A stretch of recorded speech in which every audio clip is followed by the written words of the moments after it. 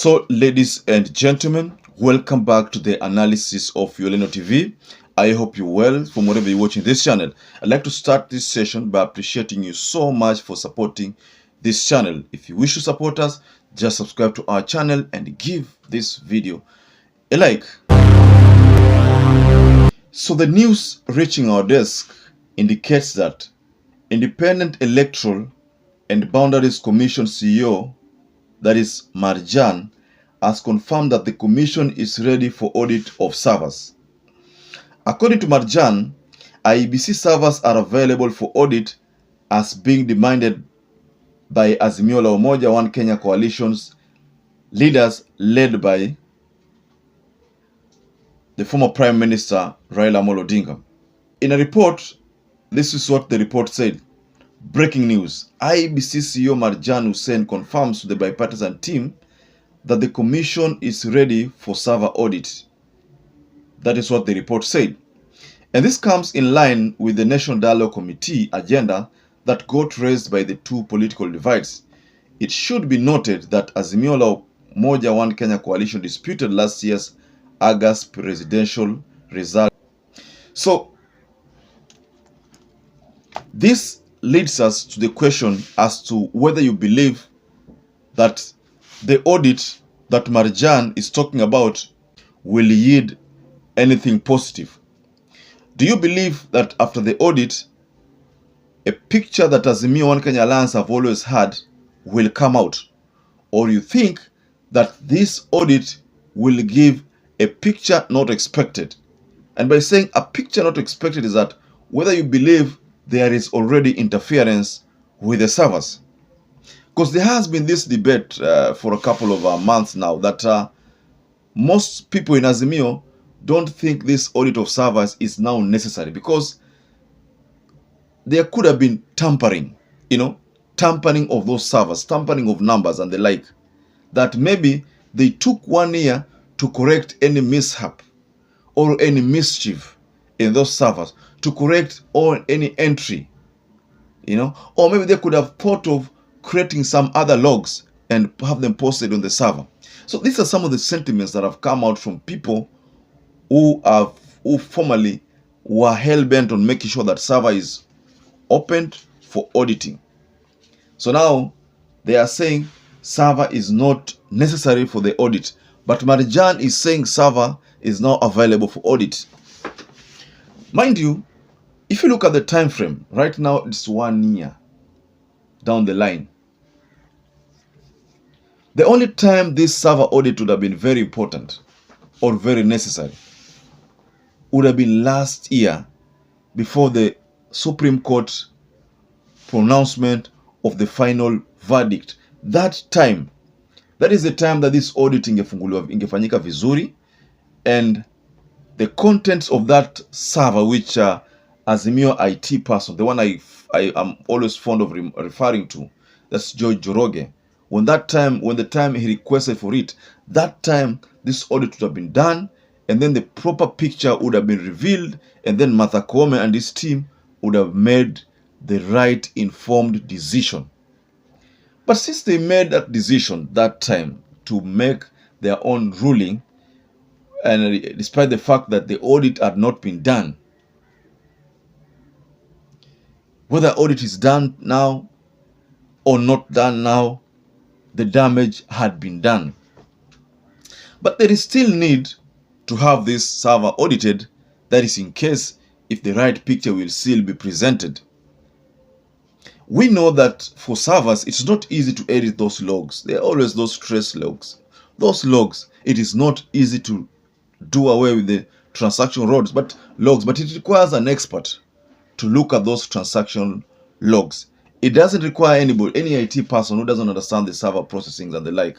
It requires someone with enormous knowledge matters of servers. So that person is the right person that Azimio should acquire. So if George Njoroge, who has a very good CV, if you go by his LinkedIn account, you look at the qualifications, I think George Njoroge is the right person. But George Njoroge requires a very strong team, a strong technical team, which I believe he has. That strong technical team will support him or aid him during that time of server audit. So, the question goes to you, ladies and gentlemen. Do you agree with Marjan's sudden change of heart? Or you still have that thinking that I think most people have, that maybe server has been tampered with? Is that the case? Do these people have another server somewhere to have it replaced? But if that is to be done, again, I think there's the issue of machine address or server ID and the like. So there are so many other ways of trying to identify whether the server that will be provided ni ile ambayo inatakikana. So then, Marjan is saying that is ready now for that server audit. Because of course, you know, the reason why that has to be done is so that Raila Amolo Odinga can go publicly and say, I support the presidency of William Ruto. Or Uhuru Muigai Kenyatta can say, I acknowledge the win of William Ruto. That is one thing that has not been done, and is the reason why there is enormous confusion in this regime. The regime is confused, and that's why you find that there was that withdrawal of security. All these are, you know, blackmailing attempts to force the opposition to now officially acknowledge, acknowledge William Ruto as the duly elected President of the Republic of Kenya. That is what they are supposed to say according to the moves from the government. So another thing that I find quite bizarre, or rather quite difficult with this call by Marjan, or by this sudden change of heart by Marjan, is that last year SMARTMATEC issued a report from their own quarters to the Supreme Court that because of copyright infringement laws, they will not allow anybody to access that server. Since they will not allow anybody to access that server, because they talked about hiyo kitu kuwa expose. But you see, it's the right thing to be done. The right thing to be done, because this program is been given to both by Kenyan taxpayers. So there is the right thing to be done is that process flow. Iangaliwe whether when I send from A, at the other end, what I see is from A. That is the simple thing that George Njoroge wants to ascertain. I don't think that is much to ask.